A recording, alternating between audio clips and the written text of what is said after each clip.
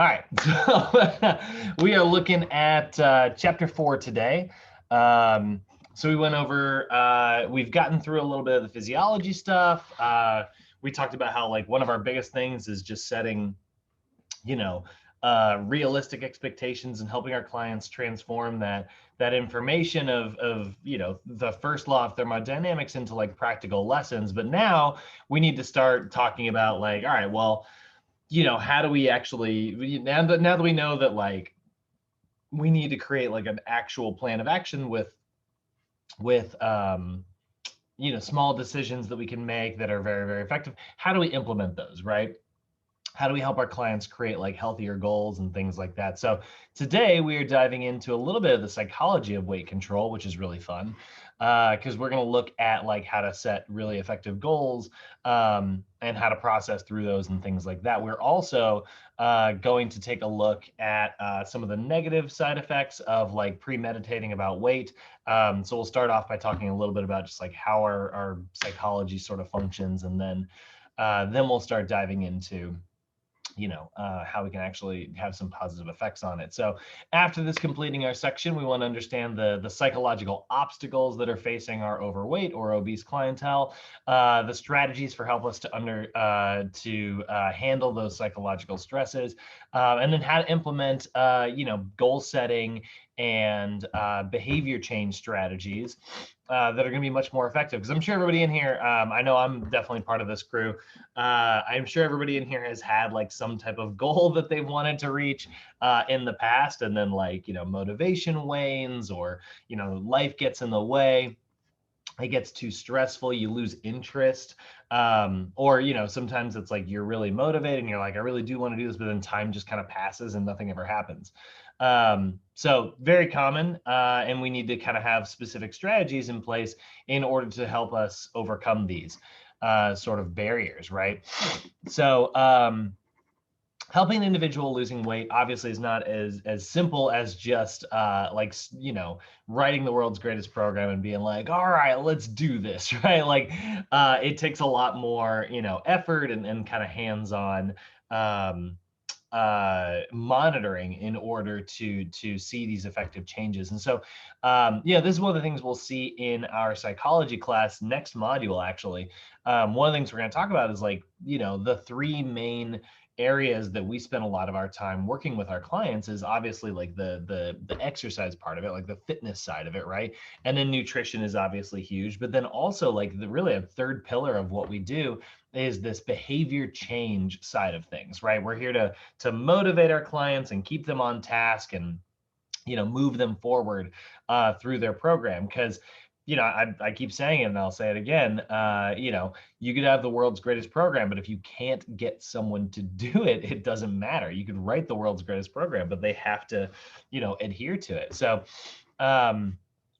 often people who are really, really struggling with like losing weight will often have like certain psychological issues that will come up, whether they're really like negative and really extreme, like when we look at like body image issues and body dysmorphia and self-esteem issues and things like that, or maybe they're just the classic problems that we all kind of face, which is motivational problems or not knowing what step to take next and things like that. So this is not necessarily meant to be like us looking at like, a psychological aspect of things. We're not therapists, we're very far from therapists.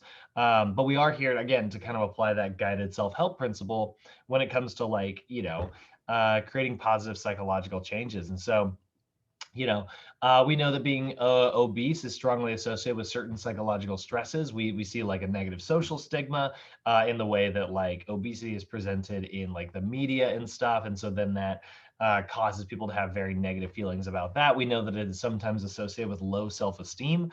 Individuals will, see themselves as being less valuable because of how they look, which is ridiculous.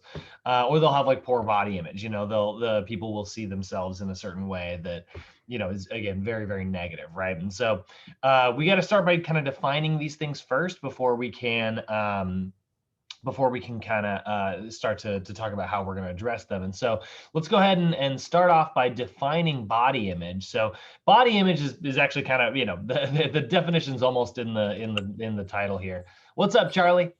So, bro, How you doing? I'm good. Did I miss a lot? Oh, no, just the intro, my Okay, cool. grandstanding. So we're looking at body image here. So body image is going to be how an individual perceives their body in particular, right? So these are sensations that they feel, or their perceptions of how others see them, or like it's related to like emotionally, like how they feel. Like your body image is how you see yourself. Like, do you see yourself as like I always make this like slightly self-deprecating joke. I'm pretty confident and secure with like how I look and how I feel about myself, and things like that. But I do make like one kind of self-deprecating joke all the time, which is like I always tell people, I'm like, I'm the world's skinniest like male personal trainer. Like I don't exactly have the arms that like a lot of other personal trainers have on them, and I'll make that joke a lot because like I'm very secure about it. But clearly, like when it comes to like body image, like it gives you a little bit of insight into like how I see myself, right? I definitely don't see myself as like a super muscular, like athletic person, even though like going into a gym, like I can put up, weight similar to like anybody else, right? But that's like a body image issue, right? That could be, if that were to like have negative impact on like my life, and it were to prevent me, if it led to like negative emotional feelings, or if it led to me not meeting certain goals because like maybe it fosters this fatalism, this is something that like I should definitely like work through, right? And so that's what we're trying to help our clients like recognize. Like it's, your body image is how you see yourself. It's an objective viewpoint of how you see yourself. But how you see yourself hopefully doesn't have a negative impact, right? That's the difference between, feeling confidence in your body and not.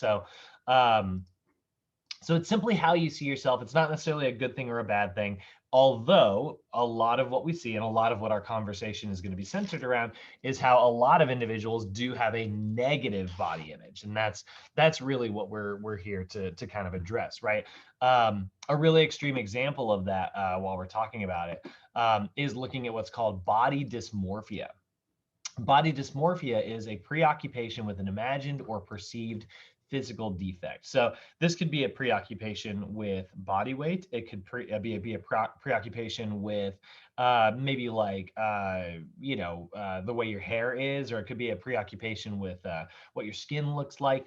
And it's where generally people will have this very unhealthy preoccupation. And when I say preoccupation, don't just mean that like all of us are obviously aware of like what our hair looks like when we get up in the morning and like check the mirror, right? We all know what our body weight looks like in general, right? If we check the scale, we obviously know how much we weigh.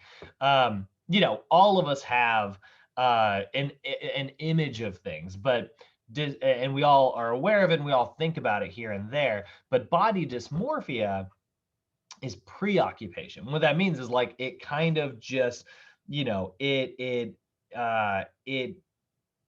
invades your thoughts, and it kind of sticks in your thoughts, preceding anything else that you might be thinking about.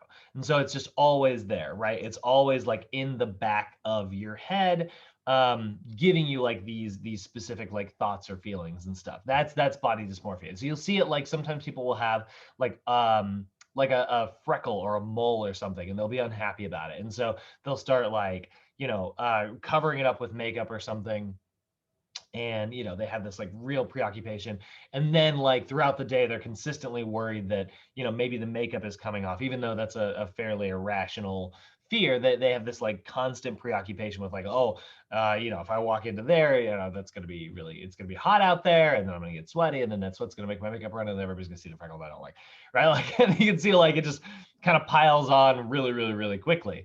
And so that's what we're talking about, like this perceived physical defect, right? um and it's not even it isn't actually a defect, right? It's just sort of the current status, but they'll have that, and so then they'll cover it up with more makeup, right? And then all of a sudden, maybe that causes like their pores to get clogged, and then that causes like a zit or something, and then they have this like really big preoccupation with like, okay, well, what if people see that zit? And so then they like keep thinking about it, and that makes it worse and worse and worse and worse and worse, right? It's this we call a positive feedback loop. Positive feedback loops aren't to say that they are positive, good things. What it means is that it's a feedback loop that feeds back into itself, right? So it's like, it's kind of like, I'll use money again as an example here because it's a great way to highlight a feedback loop. It's like you don't have enough money to pay your bills, and then you put it all on a credit card, but then you're not able to pay that credit card off. You only have allowed to pay the minimum balance. Because you only pay the minimum balance, you have to pay interest on like the money that's left on there. So then the value goes up for how much you owe, which means that like you really have a hard time like paying it back, and the loop begins again. So now you have a hard time paying that credit card bill, the money goes up. You have a hard time paying that credit card bill, the money goes up. That's a feedback loop. It's a positive feedback loop. It's a loop that feeds back into itself, right? That is what we often see with like body dysmorphia. People will have like a perceived flaw, and then they will preoccupy themselves with that flaw. If it's like their body weight, for instance, they will often crash diet, which will cause them to maybe lose a little bit of weight in the short term. But what ends up happening in the long term is that they, are on some type of unsustainable diet that you really can't keep up for a long time. And then all of a sudden they fall off the wagon and maybe binge eat. And what that causes is like an extreme excess of calories, which causes them to have more weight control issues, which feeds right back into those negative feelings, which starts the whole loop over again. Body dysmorphia, particularly, this is what often leads to like disordered eating. This is where we start to see anorexia, bulimia, binge eating disorder, things like that, right? And there's other forms of body dysmorphia. Like I said, I mean, you look at Jay Cutler. He talked about it a couple times. Jay Cutler had what is called muscle dysmorphia. And muscle dysmorphia is basically where, these really huge dudes basically just feel like they're very scrawny. They feel like they do not have enough muscle on their body. And Cutler, he would talk about this a couple times, not the football player. This guy here, I mean, a massive, huge dude, but he would talk about it a lot. He'd say, I'm not big enough. I feel very small. I'm self-conscious about the way I look. And he felt really, really, really negative about himself. And so that led to him, he's done like a lot of like anabolic steroids and things, which are having really negative effects on other aspects of his life, because that's what anabolic steroids do. So now this dysmorphia led to very unhealthy life choices, in the same way that like anorexia would maybe lead to like vitamin and mineral deficiencies, or bulimia would lead to also vitamin and mineral deficiencies, but also like, can cause like your teeth and your hair to fall out and things like that. So really, really like negative side effects here. And this is stuff we need to be aware of. We need to help our clients. Like if somebody has a weight loss goal, that's great, but like we don't want to, try to meet that goal at the cost of our overall like bodily health, right? And so that's why body image and having a positive outlook on this with our clients and being able to openly talk about this stuff is so important. I mean, I've seen a lot of this in my career. I worked at, like I said, I worked at Biggest Loser, and I worked at the weight loss resort that came after it.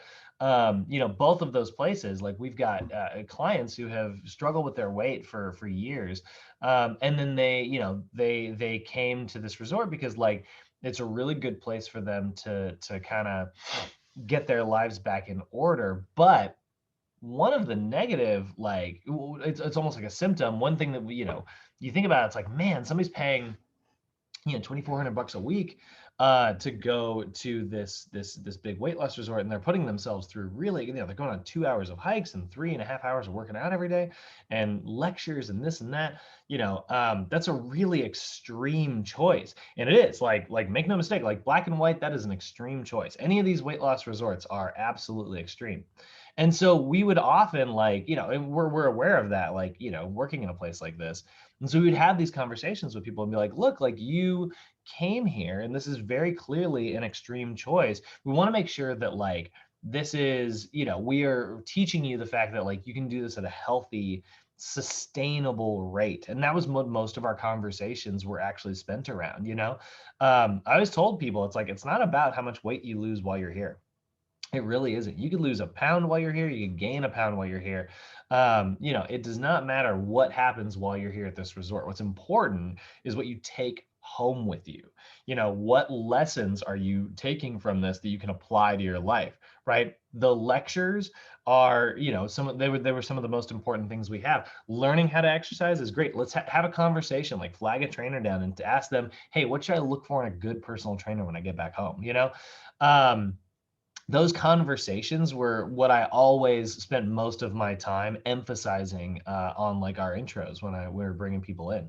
Because a lot of people, we knew a lot of people were walking through that door being like, this is the one thing that will solve all my problems. They were like, I'm going to go to this weight loss resort, I'm going to lose all the weight. And then finally, like, I'll never struggle again. Very unrealistic expectations. And the same thing can be true for you working with a client, right? Your clients are going to come to you and say, I'm desperate. I will do anything to get this weight off, or I will do anything to look a certain way, or, fit into some societal perception.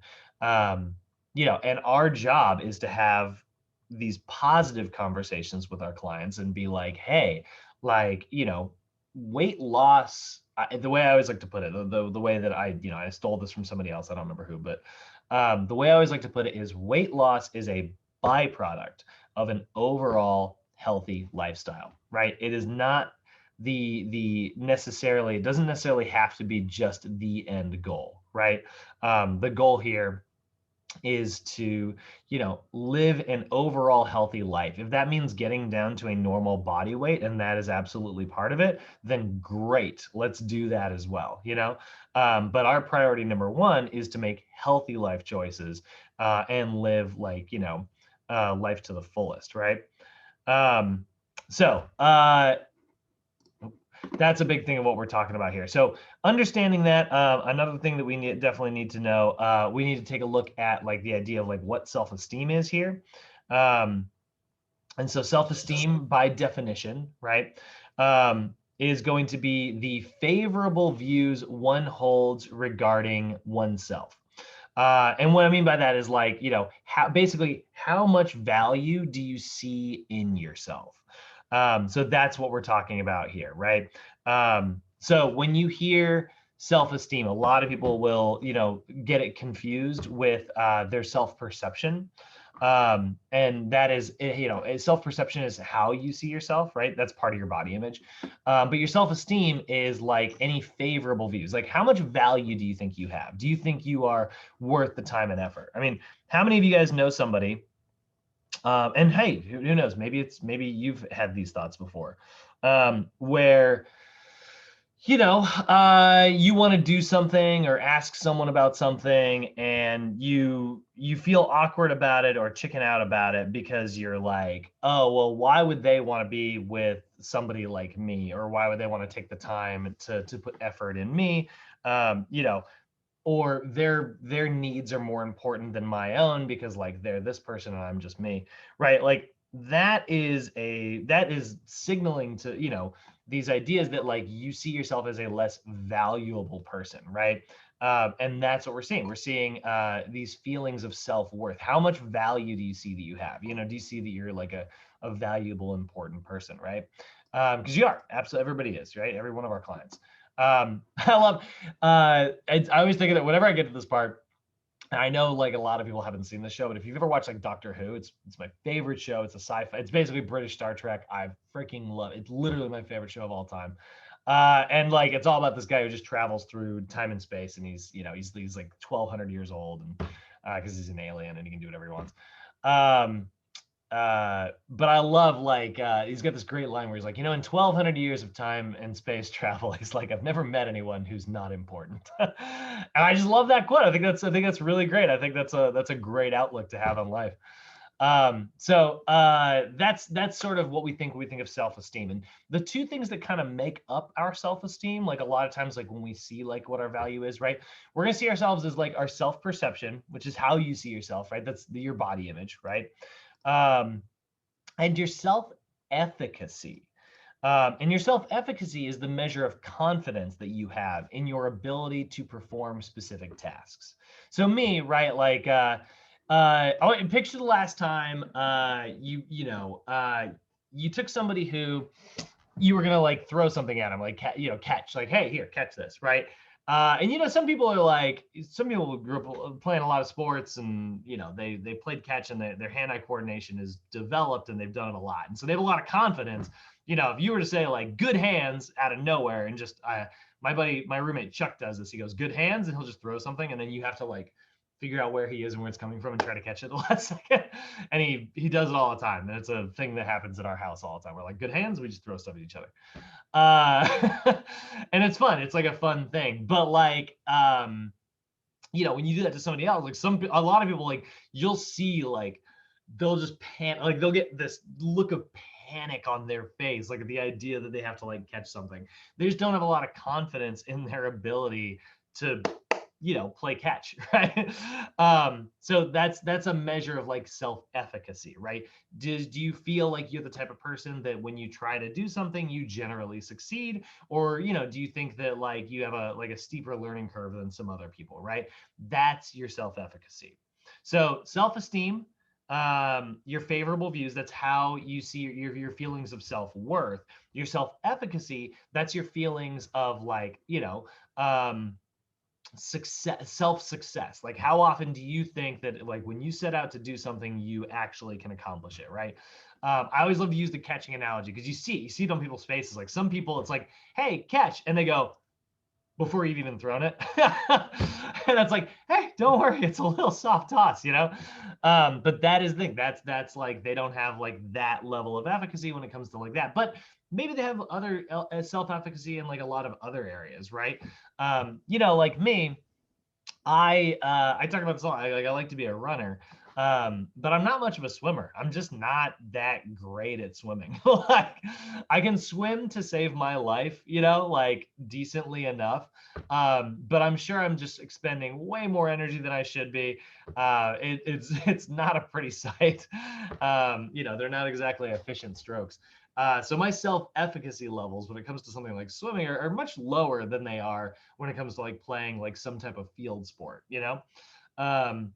so that's what we're seeing here. And that efficacy, that belief in your ability to succeed, kind of feeds into your self-esteem, right? Like generally people who see themselves as valuable are also people who see themselves as successful, right? And how many people do you guys know? Maybe it's you actually.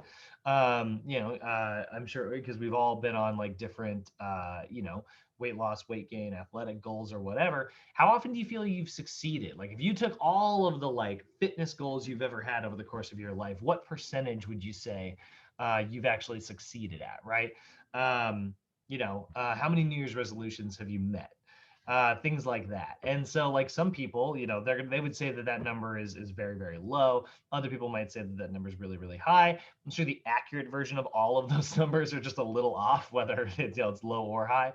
But that's one of the things we got to look at when we look at self-efficacy. We know a lot of people demotivate themselves because they see themselves as, I'm never going to lose this weight. I've never been able to, I'm just not good at things like this. All these like this negative self-talk that we generally tend to hear a lot. So here's sort of how we look at how self-efficacy has like an effect on like our motivation, right? We know that like there's experience, right? Experience is going to lead to efficacy. The more like someone has practiced something, obviously the more confident they are going to feel in their ability to achieve it, there's also vicarious experience. Now this one is very helpful. This is where like when you hear like a story where someone else has succeeded and you're like, that gives me confidence, like I love watching like certain motivational speakers and stuff. Because I find that's like really motivating, when you hear about like, somebody who started their company and then like they kind of were able to build it slowly over time and like grow it and grow it and grow it. But they started with like nothing. I love hearing stories like that. Those are amazing stories. Like, that vicarious experience kind of leads to you being like, oh, well, if they did it, why can't I? Right. My favorite freaking story. You guys want to, I won't spend too much time on this epic tale. But you guys want to hear the coolest story. I mean, who in here likes the movie Rocky? Anybody like a Rocky fan? I got Stallone fans here. I love it. Greatest And movie over ever. the top as well. What's that? And Over the Top as Over well. the Top. Oh my God, I haven't thought about Over the Top in years. Just a little arm thing. Oh my God. My dad loves that movie. um, oh my God, Kenny, you just blew my mind. So Rocky is a great movie. It's about an underdog from Philly. You know, he gets a shot, and then he takes down Apollo Creed, who's this amazing boxer, right? And then there's a rematch, and then we go through the whole series. And now the Creed movies are out, and the Creed movies are amazing too. But you want to hear the great, it's a way better movie than the movie Rocky. The story of how Rocky got made is a 50 times better movie, and it isn't a movie yet. So hopefully when it comes out, I'm in theaters 10 times. Stallone was super poor. He was actually living on a bench. He was homeless. He was living on a bench in was it Union? Not Union. What's the freaking subway main hub downtown? Is it Union Station? Or is that the one in New York? That is, oh, okay, yeah, Union Station. So he was living on like a bed. He had a locker at Union Station. He had a bench, and he had his dog. He was also living out of his car. And he had his dog, who is the dog in Rocky, by the way. Bupkis, the dog, is his real dog in real life. And so Stallone wrote Rocky. That's a lot of people, sometimes aren't aware. He wrote it, right? And he like ran it around Hollywood trying to sell the script, and everyone was like, this is a great script. Everyone was like, holy crap, this is going to be a great movie. And they were like, we want to buy this movie. And Stallone, who again, I remind you, was homeless, at some point while shopping it around, he ran out of money. He felt like he couldn't take care of his dog. And so he sold it to a friend of his. I say friend because we're going to learn something in a minute. He sold it for like $50. So then, and which he'll listen to him talk about it, and it's heartbreaking. So he's going around, and every studio was interested in buying his script, and they offered him more money than has ever been offered in Hollywood history up until that point. I mean, obviously now it's very different, but like until that point, no script had ever been offered this much money, and he was homeless. And Stallone was like, great, I want to sell the script. Yeah, it's all yours. Here's the catch. I want to star in the movie. And everyone was like, what? You? No, absolutely not. Of course not. You can't talk. Have you heard yourself? Right? And, by the way, like Stallone, the reason he talks like that, he has a paralyzed muscle in his face from when he was being delivered, and they were like pulling him like during his birth. They used like those metal forceps thingies, and they severed a muscle in his face, and he's paralyzed in a small part of his face. That's why he talks the way he talks. And so like, anyway, they were like, no, absolutely not. And so, he shopped it around, and finally one studio was like, I guess we will buy the script. We want to offer you this much. And it was a very, very low amount. And they're like, you can star in it. Because they're like, at least it'll probably make something. Because they didn't think like it was going to do well with Stallone behind, as the main actor. And so like they stripped the budget. The movie had no money behind it. They get a director, they filmed the movie, and it became freaking Rocky. Like it became like the most successful freaking boxing movie ever. Like, this huge franchise. It won Stallone the Academy Award for best screenwriting. And I think it won Best Picture that year. Maybe not. But he definitely got his Oscar for best screenplay. He's a self-made dude. He went back with this tiny paycheck that he got, and he went to go buy his dog back, the one he had sold earlier, and the guy charged him like $5,000. Like what a jackass. Anyway, there's more to that story. I did spend more time on it than I wanted to, but like that is an example of a vicarious experience. When you hear that, if that doesn't motivate you to like go out and like achieve your freaking dreams, I don't know what will. Like, I think that is such a amazing, like it was one of my favorite stories I've ever heard. But that, you really, seeing it, hopefully you're like, I can do it now. That's a vicarious experience, right? That can lead to higher levels of efficacy. If they can do it, I can do it, right? There's also social persuasion. us literally motivating our clients, saying like, you can do this, you can do this, you can do this, continually being there to like reinforce our clients, that can improve your client's self-efficacy. And then there is like physiologic feedback, like how you feel when you are doing something. And I think that this one and this top one are very related, in my opinion. A lot of times when you're first trying something, you feel really unconfident, you feel awkward and uncoordinated, and then you get better and better and better at it. And you start to have like a feel for what a good a good throw or a good catch or whatever that is. I always talk about that when I'm playing frisbee. I always say like every now and then, I'll be playing and I'll be like looking for an open man downfield, and I'll be like, there's an opening, and I'll pitch it, and immediately I'll scream, oh no, because you can feel it. You can feel it's a bad throw, and it's like goes out of bounds. I'm like, but all of that is like self-efficacy, right? That's your belief. Now that is going to lead to greater behavior and greater performance. The belief that you have in your ability to succeed in things will have a direct impact on your ability to actually succeed in those things. And that's another thing, I wouldn't call this necessarily like a placebo effect, but like when you have confidence, you perform better. Like we just know that it's a measurable thing that they've done in countless tests and countless studies. By having confidence in your ability, like say that you're going to reach your goal, right? I'm going to come back from this injury. I'm going to succeed in this goal. I'm going to be successful. The more positively you do that, the better.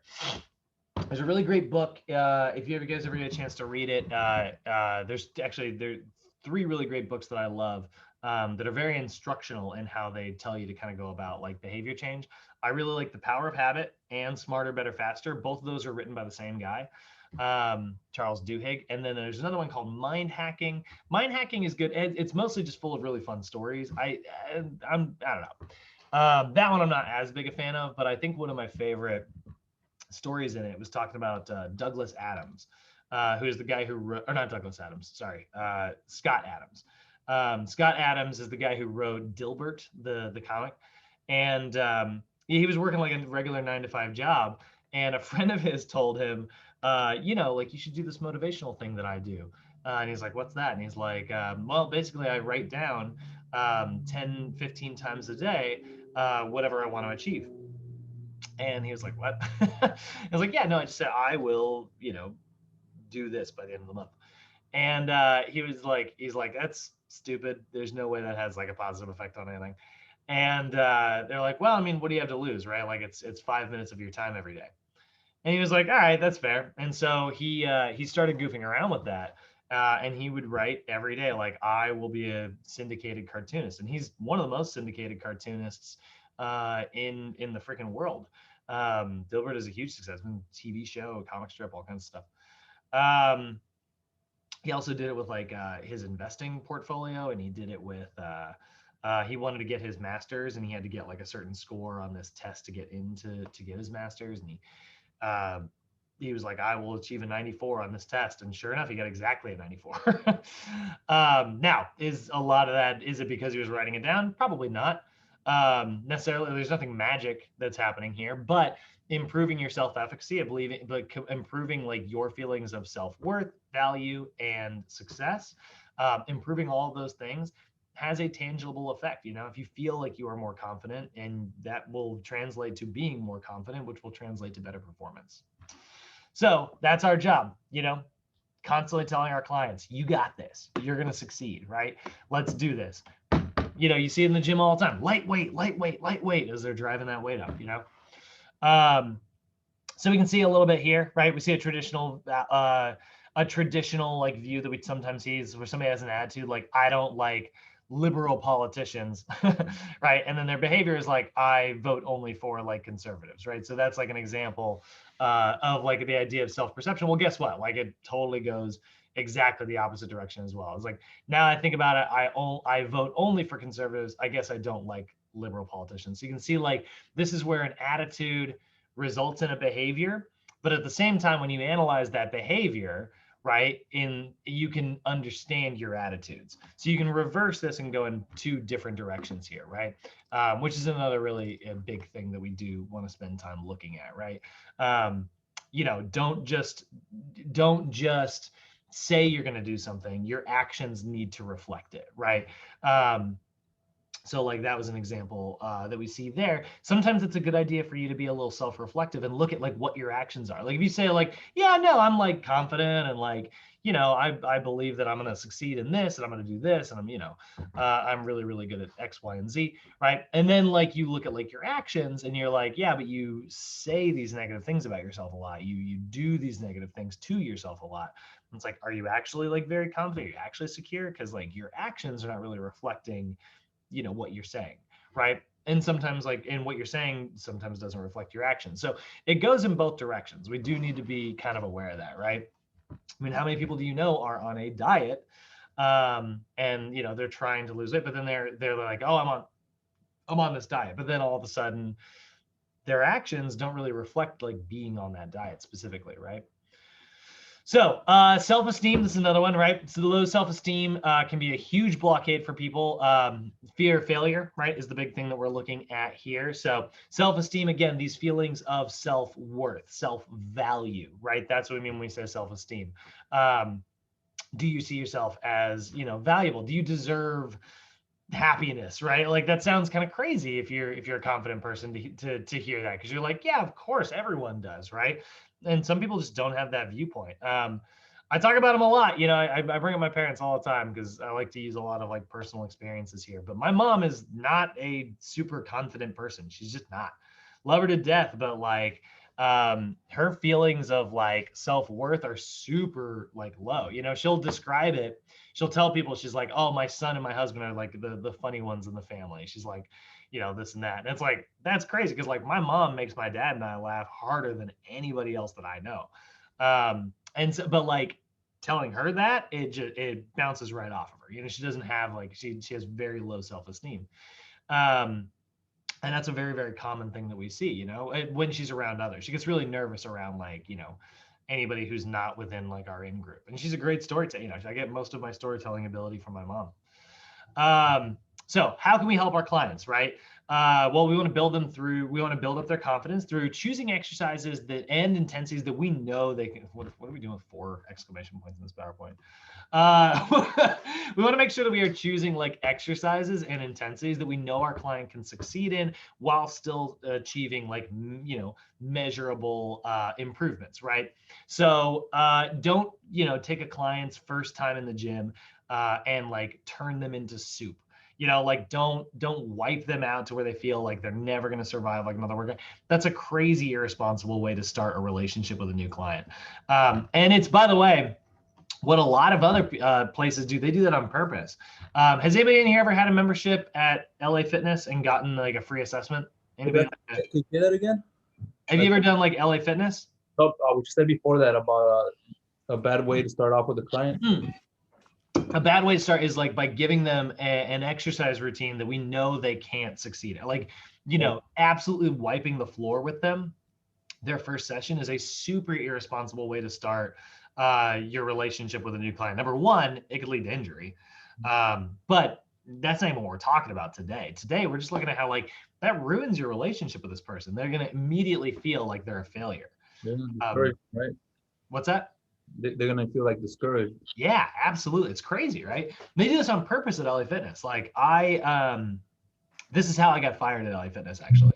I mean, you could say I quit because I knew what was going to happen the minute I did what I did. But what they would do at LA Fitness is basically the fitness managers do all the selling there. They put they put any new members through like a fitness assessment, which is not even a real assessment. They don't do anything about posture. They don't do any heart rate tests or anything. They literally just put them through like a workout that is meant to be so hard that they go, oh man, you're bad at this. You need personal training, which is a really like terrible way to start, a fitness journey. But that's the idea, right? They're like, see, I kicked your butt and I'm the man. Like, I'm going to put you with one of my trainers who are going to do the same thing. Like, they're going to kick your butt so hard that eventually you'll just be molded into shape. And that's their mentality there, which is a crap mentality. Yeah, they're really bad. Regarding to that, let me tell a quick story too about LA Fitness, if I can. it's like when they first opened, my cousin and I, he played football and like, you know, we both box and stuff, but he's a little more like leaner, right? He's lean, pretty big dude. Mm. And we had a trainer always calling us, and we would always just like tell him, "Nah, man, we're good, you know, we're good." Yeah. And then my cousin answered one time, and then he was like, "Hey, man, you know, you should come, you know, let me try to train you and show you guys what I'm about, you know, what LA Fitness is about." He's all like, you know, I seen you around, and it looks like you might need the help, you know. And then my cousin, yeah, you know, this guy didn't know us, you know, and then yeah, my cousin walked into the gym and asked for the trainer. He asked for him. And yeah, this guy just got scared, man. He was like, "Oh, I'm sorry, dude. You know, like, you know, I could tell you know what you're doing and all this. You know, like he told my cousin that, like I said, 'cause my cousin's a big dude, and yeah, like you know, this guy. Yeah, So he went in there and that's so funny. yeah. Dang, yeah. You know, yeah, so you know, that's what the managers do. And that's the thing, they're not even the trainers, right? The training managers at LA Fitness don't train clients. They do these fitness assessments and then they put the clients with a trainer. So that's an advantage, by the way. If you want to work in a place like LA Fitness, the advantage is that you don't have to do any sales. So if you're intimidated by that, it's actually a really great place to start. But like I said, like there's this very shady aspect of it. And by the way, I'm mentioning like what my experience was with my training manager. I had a training manager, Dre, who was great. You know, he was fantastic. He was a great guy, really good trainer. Didn't last very long. Probably because he was a very good guy. But like, you know, other trainers, they lasted a lot longer. But that's what they do. They basically turn people into soup and then, you know, just completely like wreck them and be like, man, you need personal training. So you should have been able to go through this, you know? Not a great way to improve someone's self-confidence. But yeah, so they would also do that with existing members every now and then, like at least my boss would, which is a weird thing to do. You know, it's like, why would they offer a free training session to somebody who's already buying it, who's been a regular? But they would do that because like, it was a way for them to be like, hey, you know, I'm the training manager. I give you a free session. Tell your friends, bring them in, you know, give me their contact info so I can get a new client, you know, and that was the deal. But most of my clients were off limits, you know. I was the injury guy. Like I was the corrective trainer. You know, my job was to work with people who had shoulder problems and knee problems and back problems and stuff. And I had a client who had shoulder problems, and she booked this appointment without me knowing, with my training manager, who will remain nameless, because he actually I think still works at LA Fitness, which is insane. And the next day I came into work and she was in like a sling, like she had a sling on her arm because she had really bad bursitis in her shoulder that we had been working on for a really, really long time. And we had been working to rehab it for weeks and weeks and weeks. And he basically just undid all of that progress in one session. And I was like, and she was like in tears because she was like, you know, she was like warming up on the bike where I normally see her every day. And I was like, what happened? She like didn't tell me. She was like, I don't know, it just hurt this morning. And then she like told me about the training manager. I was like, well, you know, like let's take it easy for today, get you out of here. And like I gave my manager like the evil eye. Like I like looked over at him and I like pointed at my client like behind her back. I was like walking away and I was like, you know, and but I did, you know, I had a session and stuff. So I didn't charge her for the day and I just kind of kept her on the treadmill and we kind of talked about some other stuff. And then I finished up the rest of my appointments because I had back-to-back appointments. And then the minute my shift was over, I went over there and just screamed at him. I was like, what are you doing? You don't have any of the knowledge or the training that I have. You should never touch my clients. You're too dumb. And I said all this stuff. I was like, and then immediately, you know, got fired the next day, which I deserved. You know, that's a totally unprofessional behavior. 100%. You did the right thing. I'd like to think so. I think that I deserve to get fired, even if it was the right thing. Yes. But make no mistake, like, you know, you do something like that, you deserve to lose your job, you know? So anyway, all right, let's look at self. That was by the way, that was a 22-year-old decision. I was a much more of a hothead when I was younger. So let's look at self-confidence here, right? So self-confidence, like I said, similar to self-efficacy. There's a little bit of a difference here, though. Self-confidence is like where efficacy and esteem meet. So confidence and self-efficacy are often used interchangeably, but self-efficacy refers to this belief or conviction that you can successfully execute a behavior. Self-confidence reflects your ability to execute these behaviors and do it in a way that like you are like I said, like a valuable person, right? So it's self-confidence is kind of where self-esteem, your feelings of self-worth, and self-efficacy, your feelings of like success, actually sort of intersect, right? And it's all very, it all kind of feeds into itself. So, generally it's fairly rare to see someone who has really high value, self-esteem, who doesn't have self-efficacy, but they definitely, we can see that. So it does not necessarily reflect your ability to execute a particular skill though, like efficacy is like, executing skills. Self-confidence a little bit different, right? Self-confidence is like, hey, I may not be able to execute this skill, but I see myself as a valuable person who is generally good at learning this, so I will get the skill eventually. That still shows really high levels of self-confidence. Like again, like kind of using myself as an example here, right? Like I'm not like my position when it comes to like playing ultimate. I'm a receiver and I'm a defender. Like those are the two areas of the field. Particularly like defense is like what I'm very good at. But it doesn't mean that like if I've got like an open, downfield throw, I have the confidence to believe that generally like it'll probably still get there. I'm an okay throw. But that doesn't mean that like my self-confidence is low. It just means that like I know that like efficacy wise, defense, I'm high on the list. Receiving, high on the list. Throwing, kind of low on the list, but it doesn't mean that like it should hurt my confidence about my ability as like a person overall, right? So that's kind of the difference there. Efficacy is like specific belief in the short term is how I like to think about it. And confidence is like belief in the long term plus your overall like value. So let's kind of pivot out of that. How you guys feeling about all of that? Any questions or comments? Do we keep those lines clear? I know sometimes these blur together, so I want to make sure they're all separated in our brains before we move on.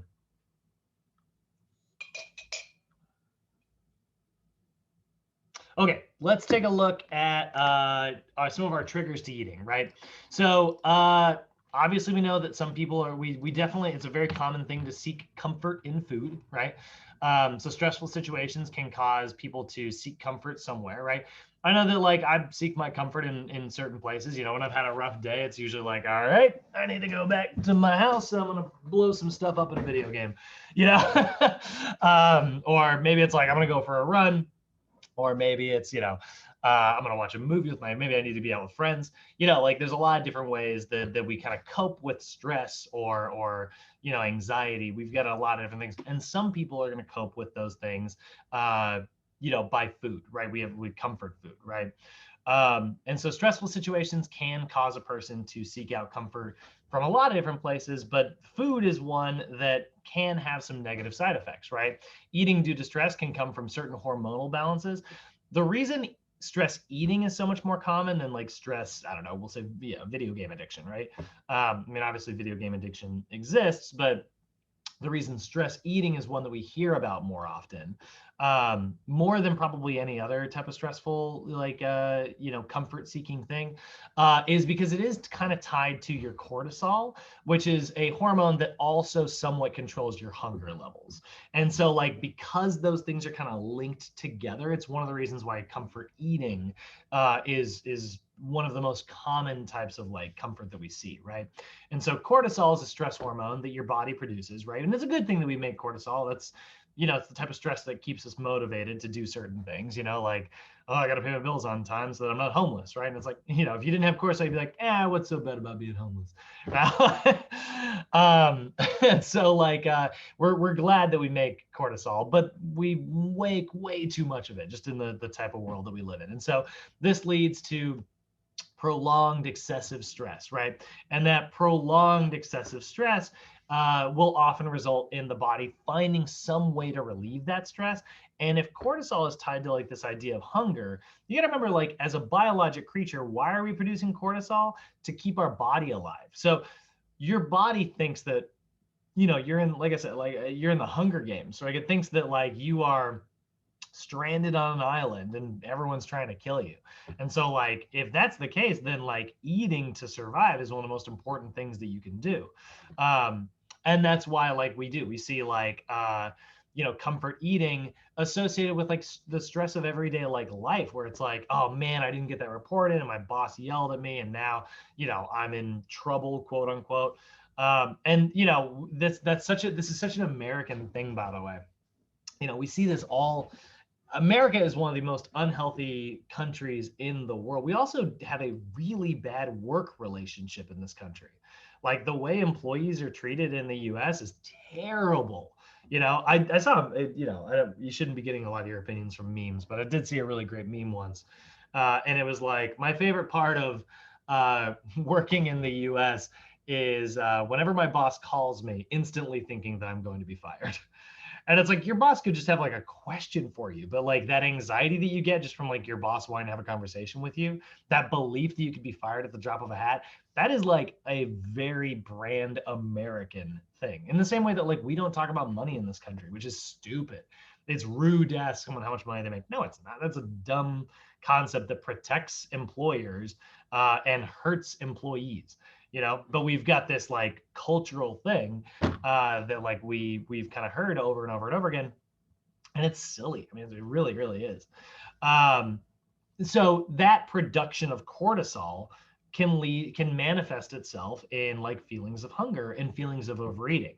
Now, if you go back to, you know, understanding like what we just talked about with self-efficacy and self-confidence and self-body image and things like that, self-perception, now suddenly like we know that stress can cause cortisol, which can cause you to overeat.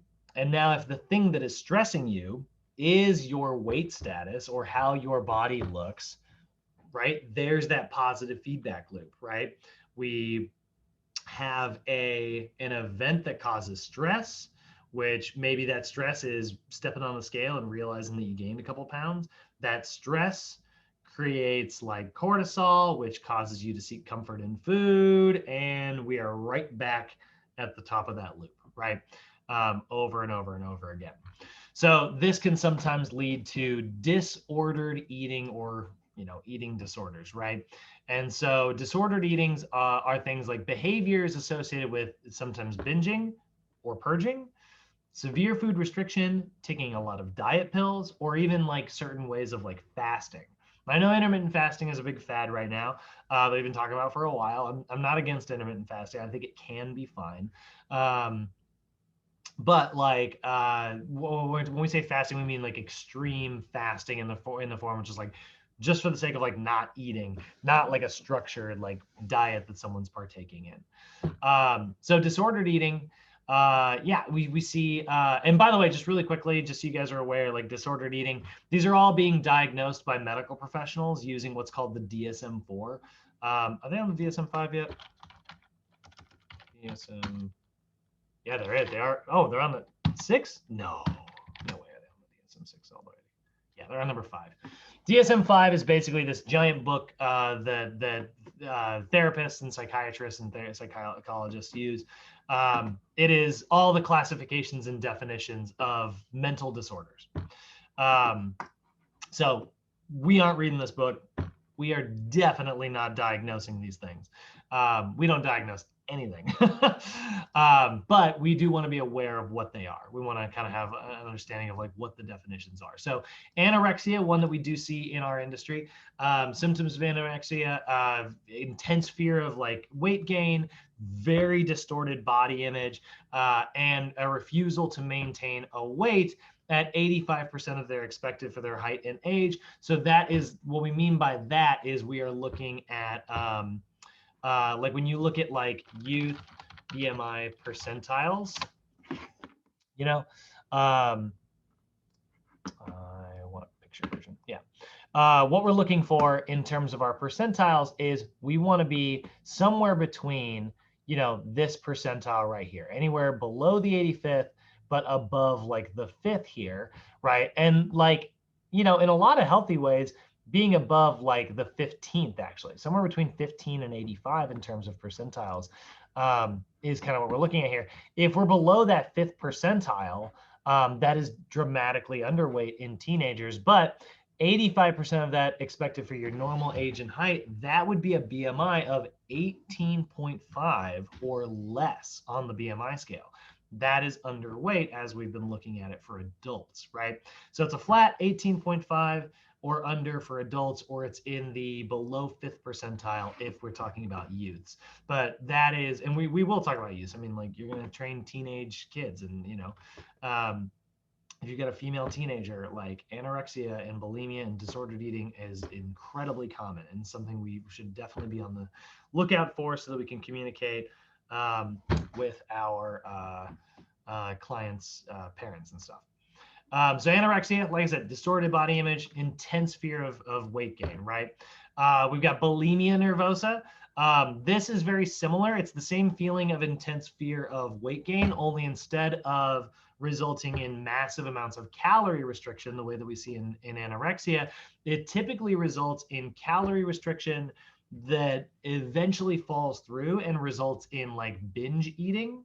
So we'll often bring in massive amounts of food, and then that will cause like very negative, like, emotional feedback, which then will typically be followed up by purging in some capacity, whether that is through the use of like throwing up, or it could sometimes be in the use of like laxatives. But that is what we see in bulimia. It's basically just trying to get those calories out of the body without absorbing any of them, right? So purging are ways of reducing your caloric input. Diet pills, vomiting, laxatives, or even excessive exercise is part of like bulimia, massive amounts of exercise in order to like burn massive amounts of calories here. So the biggest example of anorexia that I've dealt with, you guys might, if anybody's ever watched the show The Biggest Loser, the year that kind of killed it, the year that really like ended that show, or the season rather, was the year that Rachel Fredrickson was on, which is one of the years that I was working. But Rachel Fredrickson was a contestant on the show who won The Biggest Loser. I mean, she did win. And this is what she ended up looking like the day she won the show. I mean, you can see she's dramatically underweight. And, we were all, we had conversations with her consistently, like, where we're like, hey, like, this is unhealthy. Like, you're making these decisions here that are going to have long-term lasting impact on your life. This is really dangerous stuff. She would skip lunch. She would exercise even when we weren't, during between sessions and stuff like that. So like, she was basically on our off limits list. Like, none of the trainers were really allowed to approach her at a certain point, because if something did actually happen to her, we didn't want to be held responsible. And, before that happened, it was a lot of conversations with her where I was like, I was having conversations with her. Everyone was having conversations. They're like, hey, you gotta, this is really, really dangerous. And she justified it. She was like, look, I'm going to win this show. Like, I'm going to get this, what's it, $250,000 prize or whatever. And then I'll, gain all the weight, I'll get back to a healthy weight. And sure enough, she actually did. I mean, you can see like eventually she got to a much healthier place. But that can have very long lasting negative impacts on your life. I mean, like, getting down to these really dramatic body weights are really, really dangerous. So is it worth it to win a freaking TV show? I mean, clearly, if you ask her, yeah, maybe it is. But, as a health and fitness expert, we don't feel that way. So that was a really severe, example. That was probably the most severe example of like an eating disorder that I've dealt with in my career. You'll see it in regular gym settings as well, though. You'll have clients who do more than you're supposed to. You'll say like, hey, I want you to do a little bit of cardio here, here, and here. And you'll see them like trying to boost those results. They'll be like, oh, I hit a couple extra sets for my arms this week because I'm trying to make my arms pop. Oh, I did a couple extra miles on the treadmill. Oh, I did a little, I decided to cut my calories here a little bit, even though we had talked about this. And like when your clients start doing that, you know, this is where we have those conversations where we're like, hey, like, you know, we set up this, you know, I can't tell you what to eat, but I can say, like, we set this up specifically. If you are bringing less calories in and you're expending more than I'm telling you to, you know, you could end up in a really bad place. Your body's not going to repair in time, and this could result in like overtraining and overuse injury. So talking to our clients like that, what are some of these like physiological problems? We see dehydration, electrolyte disturbances, which can lead to really severe cramping, hypoglycemia. So it ends up with like low blood sugar levels. So, you know, you get clients who pass out. Anemia, you know, like not getting enough iron in your food because you're just not getting enough food. Obviously, decreased muscle mass, you know, this is going to result in atrophy. Very difficult to gain muscle if you're not getting enough calories. Oh, wait, I phrased that wrong. Impossible to gain muscle if you do not have enough calories. And then decreased fat mass to levels that are actually dangerous. Remember, your fat is responsible for your hormone productions inside of your body. So really big, you know, dangerous things associated with these guys, and you know, things that we want to be aware of. And so this is where we got to have a strategy in place. How are we going to combat this? How are we going to have, you know, a positive impact on our clients if they have this disordered eating? And so we get a lot of different strategies that we kind of need to be aware of. Good communication is always going to be your number one, you know, thing that this is something that you're going to develop slowly. Unfortunately, you're not going to master this. Hopefully, maybe you're already a really good communicator, and that's awesome.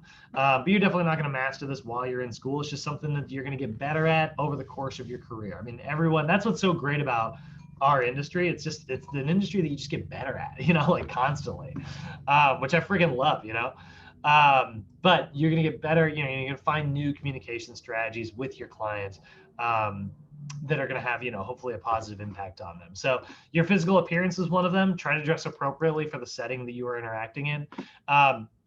You know, I love this one. This physical appearance, like I actually use this a lot, which is kind of funny because people are like, yeah, but you dress so casually. And I'm like, well, the best part of being a trainer is the fact that I get to wear shorts to the office every day, you know?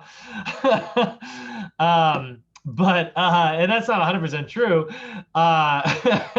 But I love to like say that. And I, you know, the type of people that I tend to like apply to and like, I try to be a little more actually like laid back. This is like a lot of like my physical appearances tend to be, you know, conscious choices actually. I try to dress like consistently in a very similar way. I want to be like approachable. You know, I think that sometimes like certain people in the training industry, they tend to like, you know, they're always wearing just like collared, you know, this and that. And I think that that's great if that's like what you are like going for. If you're trying to like have that type of setting, awesome. But one of the things that like I've always had a lot of success with in my career that I've gotten feedback from my clients is they like how approachable I am. And so you know, I actually put a little bit of conscious thought into that. You know, we're going to talk more about this. I'm kind of pivoting here. Actually, Charlie, you were in the last mod. This might sound a little bit familiar, you know, when we were talking about like the business side of things. And we were talking about like what type of trainer you want to be, like considering like your professional attitude. You know, the way you dress is a part of that. And everybody's gonna be a little bit different. You want to go for the hyper professionalism? Great, do that. I think that's awesome. You know, posture. This is another one. It's how you carry yourselves and try to send a message. Like posture is huge, guys. Do not be that person who is not like actively listening. Right? Active listening. Is part of your posture. It's a communication strategy. Involves making eye contact, asking questions, and then one of the biggest ones, showing an individual that you are listening to them, meaning that you're not listening to them while like, you know, doing this kind of thing, goofing around on your phone, you know, stuff like that. Those are not effective communication strategies. You want to make sure your client, you know, feels heard. Great. You need to make sure that like you are showing them that you are listening to them. Touching can be a really effective tool when used the right way. We shouldn't forget that like a handshake, a high five, a pat on the back, all those things are really encouraging. I love high fives. You guys don't know that about me because we never get to freaking meet in person. And when we do, you know, it's always like the elbow touch because it's freaking COVID land. But I am like high five obsessed. This is true. I made a girlfriend of mine cry one time when we went to go work out because I was like, nice work, high five, you know? And then she was like, huh? And then like, again, I was like, nice, that was great. And I was like, another half, and she's like, what are you doing? And I was like, I don't know, this is just what I do when I'm training people. And she was like, it's weird. Like, she's like, I'm not one of your clients. I'm kind of like, it stressed her out. That was a weird moment. But it's true, like I'm high five obsessed. I guess it's just a great way to like keep people motivated. Engagement and good listening skills. We already kind of talked a little bit about that, but learning how to communicate with them about their likes and their dislikes. That's a big part of like what we need to be aware of, right? Hear what your clients are saying, take it into account when you're designing a program. You know, what's better, running, swimming, or biking? I don't think that question can actually be answered with any accuracy.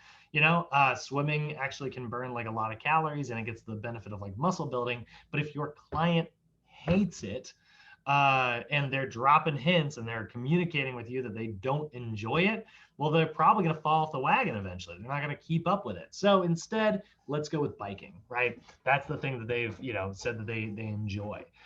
Same thing with like foods and stuff, right? If your client has a certain food that they're just not a fan of, maybe don't make that the bulk of their diet. Facial expressions are a big one. Eye contact, smiling, showing that you're engaged and like listening is going to be really big. This is one that I think we're missing out on a lot like crazy in the COVID world. It's always good to like practice making eye contact, but we're definitely not getting a lot of practice that over Zoom calls. Try to be direct. This is huge. Do not avoid direct communication, guys. Ways you can do this. There's a couple different ways you can do this. My favorite method, this is just me putting this up here. Charlie, this is another one you'll recognize from our leadership class. But manage expectations, right? Be as clear as possible, be upfront with your clients, and make sure that they are aware of any possible outcomes. So like managing expectations, a good example of that is in the more like every day when we start class, you know, where I'm talking about like, hey, we're going to go over this today. And then I do it again. I do the learning objectives at the beginning of every PowerPoint. That is setting you guys up for knowing what we're going to talk about, right? Same thing is true with your clients. Like, hey, what's up? All right, we're going to get started today. We're going to do a little bit of a warm up. We're going to get you stretched out. We're going to get into a little bit of core stuff, and then we're going to dive right into like the hard, heavy stuff. Let's get some calories burned. You pumped? We're pumped. Let's go. Right? Like just managing a little bit of those expectations are huge. Like, hey, fair warning, today is leg day. Like, you're going to walk out of here being a little bit more sore than usual, right? Making your client aware of those are very, very helpful. And we want to be direct as well. Like, do not, you know, tiptoe around like what your cancellation policies are even, you know, clients be like, look, if you cancel on me with like 8 hours notice, like that's a lot of time, but that's not enough time for me to book another appointment in that slot. And my time is valuable. If you cancel on me and you do not give me 24 hours notice, I will be charging you for the session, you know? And that's a good thing. Like this sounds like you're being direct. I think like sometimes people avoid being direct. I think this is a really common thing that people are sometimes afraid of in our world. We tend to be very passive or, you know, undirect. But by being direct and honest with someone, you're helping them, you know? The way I always phrase it, there's a difference between being nice and being good. A lot of people think they're the same thing. Being nice might make someone feel good in the short term, but it could be hurting them overall. Being good is like, you know, you're being honest with someone so that they have like a level playing field and they can make overall healthy decisions. It's like that. What's that phrase people say that like your friends will bail you out of jail, but your best friend will be in jail with you? That phrase to me is so stupid because your best friend would have been like, you were being an idiot. You should not do this. And they would have kept you from ever getting in trouble. Rather than being like, yeah, it'll probably be fine. Yeah, you're good. You do you. Oh. So be complete, be specific. We already kind of, that comes with being a good communicator, but provide them with all the information necessary. Again, manage their expectations. Reinforce with repetition. Continue to be consistent and say the same things consistently as often as you can with your clients. I'm sure that every day those morning texts are probably getting a little bit annoying twice a day, but hey, it's going to keep happening because it's consistent, right? And there's no room for error. I'm never going to hear someone say, oh, you know, I didn't know there was class today. So reinforce it with repetition with your clients, right? Make them know, again, like let them know what your cancellation policies are. Let them know what it is that your expectations for them are. It's like, hey, this week I want you to get 3 cardio sessions in, and if you don't, here are the consequences, right? Focus on one thing at a time. This is huge too. This is the biggest one that I struggle with. I suck at this. But focus on one thing at a time. Try to focus, don't get scattered by moving from one thing to the next too quickly. We're always chasing, like I do this with myself. Like I'm always chasing like new research articles and, things that I read online. I'm like, oh, I want to try that in my workouts. And I get really excited. I'm like, oh, I got 3 weeks left on this routine. I'll cancel it. Focus on one thing at a time with your client. Like, this is one of the things, like when you get a new client, they're like, what should I do about exercise? What should I do about my diet? Like, hey, for now, let's just get you showing up on time for every session. And when it comes to dietary stuff, I want you to start by just journaling your food. The next adjustment I'll have my clients make is like, I want you to try to make your meals a little bit more colorful. Let's see how often we can get some color into your meals, right? And now let's talk about like portion control. And so like by doing those kind of things slowly, like we're not giving them too many life changes all at once to where they get completely overwhelmed and give up, right? I'm sure everybody in here has done that before, and then lastly, like be supportive. This one's huge. Never be sarcastic. Never draw negative comparisons like, oh, you're like my one client who also sucked at this. Don't make any judgments. You are trying to build your client up, build up their confidence, right? Do it through stories, do it through examples, and do it through constant supportive, praise. Be honest, but absolutely, like, do not tear your client down. One of the things that you can do, and this is a great tip for you guys that you're not going to find in a book, but I'll tell you one thing that people will super appreciate. If you are teaching something to your client, let's say it's push-ups, always build up instead of building back down. We talked about this at the very beginning of this PowerPoint. We mentioned how, we want to make sure that we are picking exercises that we know that our client can succeed at. So when I'm teaching like a new client push-ups, I will start on my knees and be like, all right, so we're going to do some knee push-ups. If you want to make that a little bit more challenging, you can scale that up to your toes. If you need to make that even more challenging, we're going to scale that up to being on one leg. So don't go, hey, we're going to start with one-legged push-ups. If you can't do that, do it on regular push-ups. If you can't do that, do knee push-ups. Scale up, do not scale down. That is a pro tip. Actually, Charlie, you just popping into my head in particular because I know you want to do boot camps. That is a huge one for boot camp instructors. Like that's a really, if you can start practicing that now, it's a really effective strategy. All right, guys, we're going to do some squats. If you want to make that a little bit more challenging, you can do squat jumps. You want to make that a little bit more challenging, you can do 360 squat jumps, right? Scale up. Trust me, people will appreciate it on a level that I cannot over exaggerate. They really, really, really appreciate it. It's a super effective method and really important. So building motivation, people are going to be motivated. This is a big part of what we do, right? We are motivators, right? And so they're going to be motivated by, your personal traits, like you carrying yourself in a certain way. You are a leader in these sessions. You are trying to motivate your clients, right?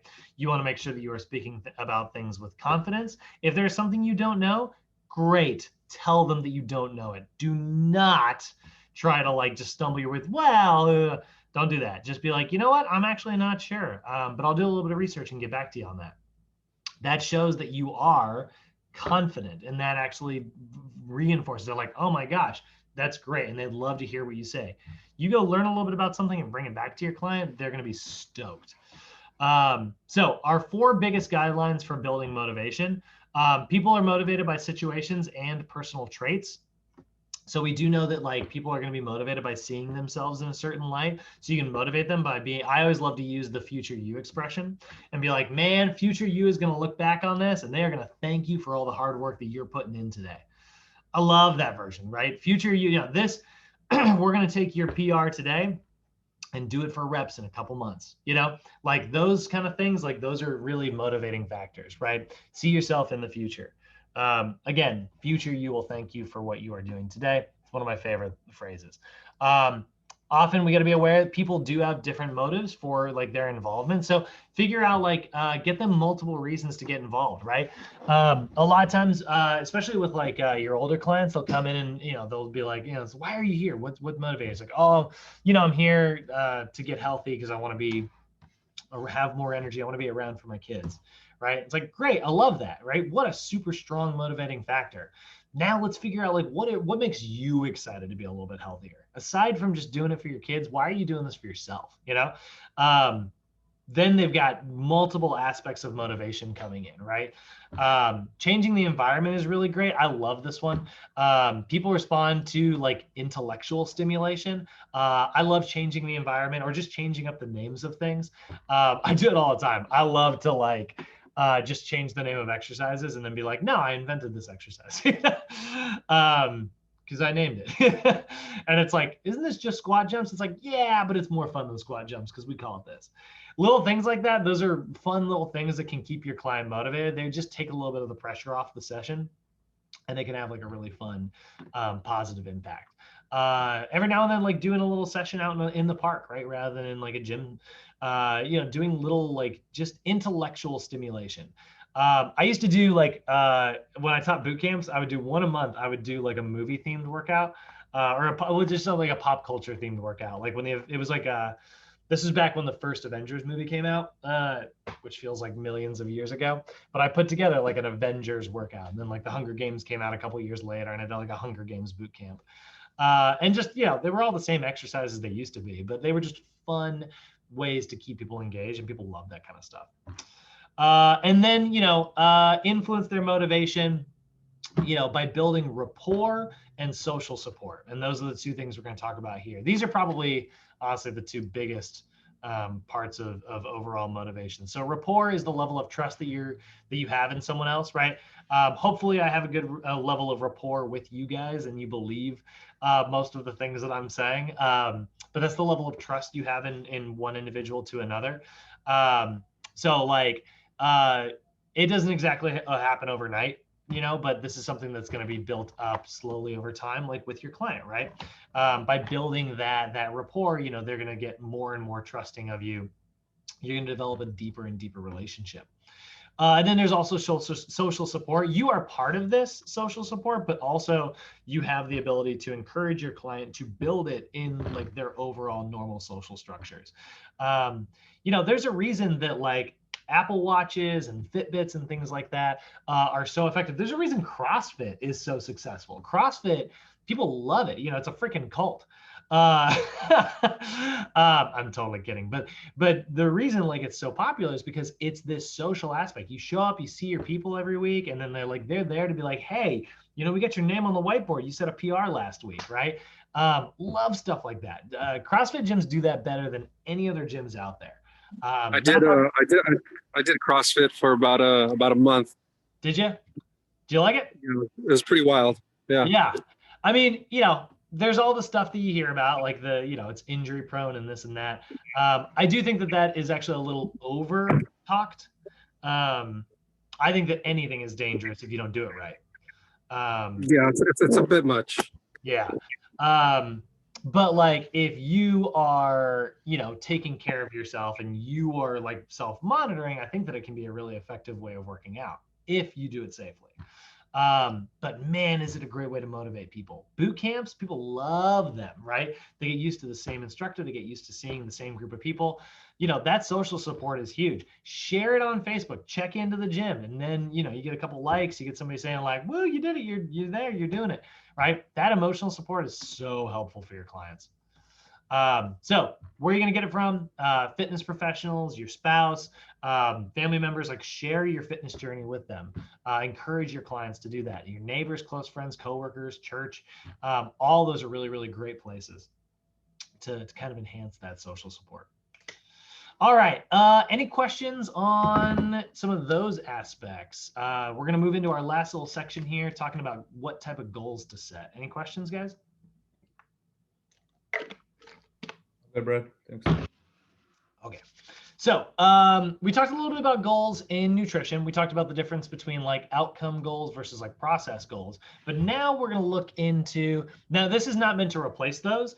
This is meant to be an example of like when you set a goal, how can you make sure that it's a good one, right? Like how should it be phrased to be an effective goal, right? So goal setting is a very important thing. And NASM is all about, and a lot of people are all about SMART goals. If you ever get a chance to read Smarter, Better, Faster, this book right here, which is, like I said, this is actually, this is the second one. I do like this one, but I like this one much more. This is actually the first book that he wrote that I really, really, really like.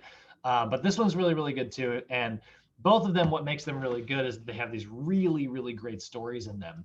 And they talked about SMART goals. I think it was GE. I think it was GE General. I think it was General Electric. Yeah. Okay. So in the 1980s, they followed this like SMART goal system, and they spent so much money on teaching all of their employees how to set SMART goals. And everyone in the business world was like, "What are you doing? Like, you're spending money on teaching your employees how to friggin' write down goals? Like, just make them make a goal." But they spent all this time like working on this SMART system. And SMART stands for, not just like it's a SMART goal. It stands for a specific, measurable, attainable, realistic, timely goal. So it's an effective tool that helps you structure them to make sure that like they're much more successful. And they taught everybody at the company how to do this. And like everyone had to write their SMART goals and send it up to their superior. And it would go up the chain all the way to the top of the company. And it turned their productivity around like crazy. They started pumping out numbers like you wouldn't believe. So it's a pretty, really, really cool story. Now there are some pitfalls here. If you ever read the book, you'll notice that like sometimes like people spend so much time working on their goals that it can reduce your productivity. But it's like anything taken to an extreme. So when I say your goal should be specific, your goal, right? So SMART goals are an effective goal setting tool that ensures that you are writing effective goals, right?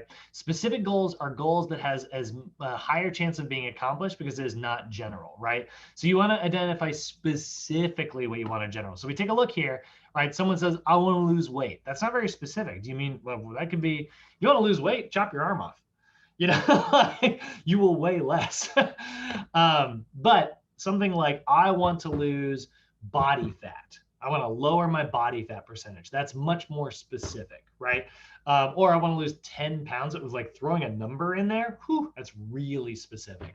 And, that's going to feed into our next one, which is measurable. Measurable goals establish a specific criteria. You should be able to measure progress. Your progress should not be vague. This shouldn't be based around the idea that like, am I getting there? I don't know, right?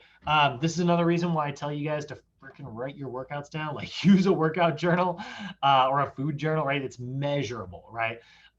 If a goal can't be measured, you're gonna have a really hard time managing it. So someone says, "I want to be healthier." What does that mean, right? What do we mean specifically? But if they say something like, "I want to get 4 servings of fruits and vegetables a day," that is a very specific thing that you can measure. It's Tuesday. Hey, your SMART goal was that you wanted to eat 4 vegetables a day. Did you get 4 vegetables in yesterday? Like, no, I didn't get my servings in yesterday. Okay, great. So we didn't meet our goal yesterday. What do we need to change, right? If it's measurable, it's manageable. Attainable goals. Attainable goals are goals that are easily identified in order to understand like what it is that you need to accomplish. So this is sometimes called actionable goals. You'll sometimes hear that as well, which I actually like better, because what that means is like, it's like I can take specific actions that have a tangible effect on my goal, right? If I have the general goal of like, I want to be rich, right? That's attainable, right? It's not very measurable. Like, what do you mean by rich? Like, what's your definition, right? It's not specific, right? But if I say I want to be a millionaire, that's very specific, right? So attainable goals are actionable goals, right? It should be very easy to understand what you need. So if I want to be healthy, what do you mean? Like, what does healthy mean to you? Because like for some people, healthy means like, a good BMI. Other people, it means like a normal cholesterol. Like, what do you mean, right? But if they say here, I want to get my cholesterol within normal ranges, awesome. That's very attainable. That is actionable. I know exactly what you need to do to reach that goal, right? We need to get more fiber in our diet. That action will have effects on your goal. We need to get more healthy fats in our diet. That action will have positive effects on our goal, right? So that's attainable goals. It's glitched out. Realistic are goals that can be achieved in a specific time frame. So do not confuse realistic with easy here, guys. When I say realistic, I do not mean make easy goals. I just mean make them realistic. So these are goals that are challenging, but can be accomplished, right? I want to lose 10 pounds by Friday. It's Thursday right now. Not very realistic, right? But I want to lose 10 pounds over the next 4 to 6 weeks, right? 10 pounds, 35,000 calories divided by 10 weeks. That's 3,500 calories a week, right? Which is only 500 calories a day. That's very realistic. We can do that, right? 4 weeks, that's a little bit shorter time period, right? So 35,000 divided by 4 weeks, that's 8,750 calories per day divided by 7 days per week. Can we create a 1,250 calorie deficit every day? Maybe. Could be realistic, right? If it's 10 pounds of body weight, sure, there's going to probably be some water lossage there pretty quickly. Maybe it's realistic, right? So we gotta measure it using things like that. And then lastly, timely or time-oriented, depending on how it's listed out there. Timely goals are goals that have a specific deadline. God, deadlines are good for you guys. This is something that I'm passionate about because I know that I'm generally bad at giving myself timelines. And so like I'm always trying to be like conscious, like, no, I need to put a freaking timeline on it. And that's why you can see like if I got my little, my little goals chart here, and it's got all my tasks for the month, my tasks for the week. My weekly goals need to be done by Saturday, actually. Not Sunday, because that's when I like to reset my week. My monthly goals, I got till it's February this month, so I got till the 28th. Right, my yearly goals, so you want to set specific like timeline goals, right? Give yourself a time frame. It's going to have really, really positive effects. Cannot tell you how freaking good deadlines are for you. So I want to gain 15 pounds of muscle. It's not very timely, but I want to gain 15 pounds of muscle by the end of the year. That's very timely, right? So now let's take all that information and, rather than like, I want to look better, which would be a very non-smart goal, right? Versus like a smart goal of like, I want to lose 15 pounds of fat by November 31st, right? It's specific because you're talking about losing fat. It is measurable. It's 15 pounds. It is timely. We know exactly what actions we need to take in order to achieve it, right? We need to create a caloric deficit. It is specific, measurable, attainable. It is realistic, and it is time-oriented. All very, very good things. Now, in addition to that, you can create outcome smart goals, performance smart goals, process goals, right? All the stuff we talked about the other day. We just got one more that we're going to add to the list. So we talked about outcome versus process goals last time. There are also performance goals.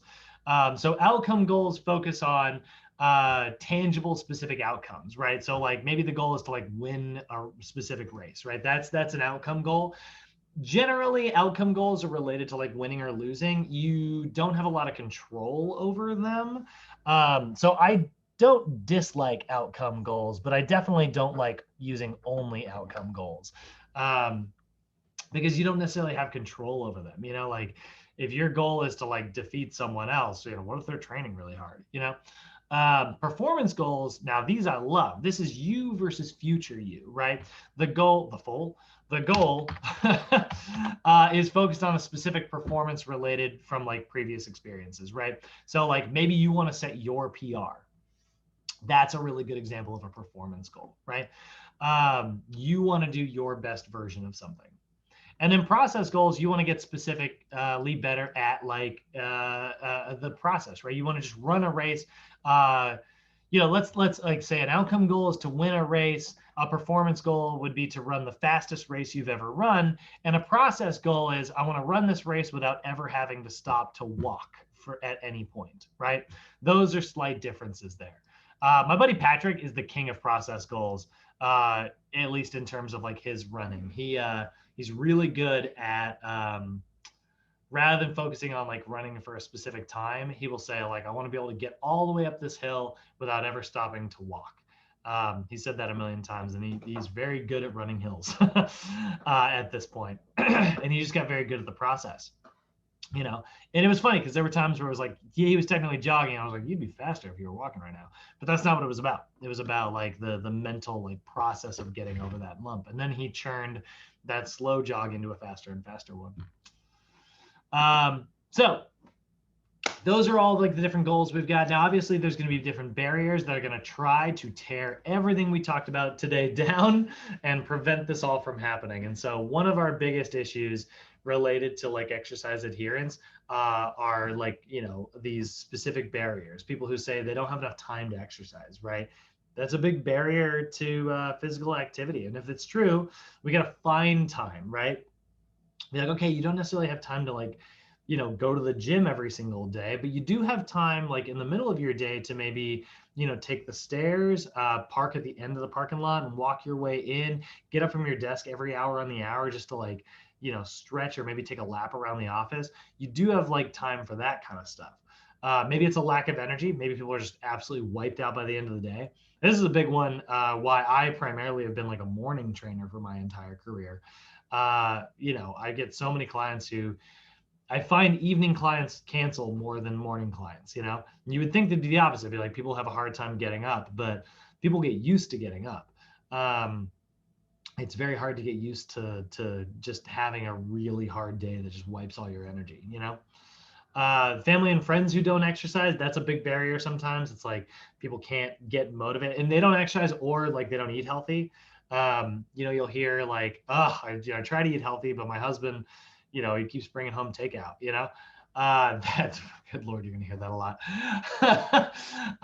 Friggin' spouses. So if that's the case, then like it's like, okay, well then let's get a specific like plan of action. Maybe we should learn how to be a little bit more direct with our, you know, the people in our life and say like, hey, you know, this weight loss journey or, you know, this weight gain journey, this specific, like my goal gyms are important to me. And I think that like I'm having a hard time achieving them because a lot of like the choices we're making are kind of holding me back. So like this can be a kind of effective like, you know, communication technique, helping your clients like learn how to do it. I had a woman who was like a chef and she loved to cook for her family and her family loved to have her cook for them because she was incredible. But like she, you know, she was really struggling with her weight. It was causing a lot of health problems. And her family got her a stool to sit on while she was cooking. And one of the things that we worked on with her is we were like, hey, you know, clearly your family is motivated by doing something to make your life easier and make you happier, right? They thought that the answer was, you know, getting you a stool to take the pressure off your feet.